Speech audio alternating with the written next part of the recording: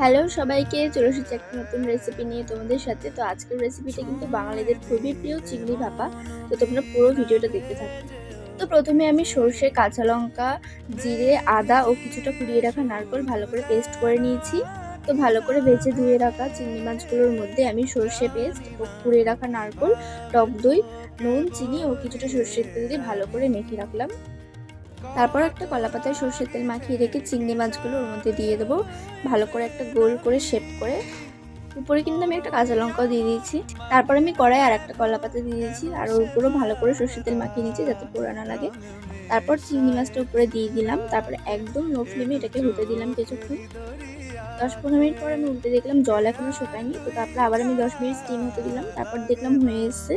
এই চিংড়ি ভাপার টেস্টটা কিন্তু ভীষণ সুন্দর হয়েছিল। তোমরা একবার অবশ্যই বাড়িতে বানিয়ে দেখো।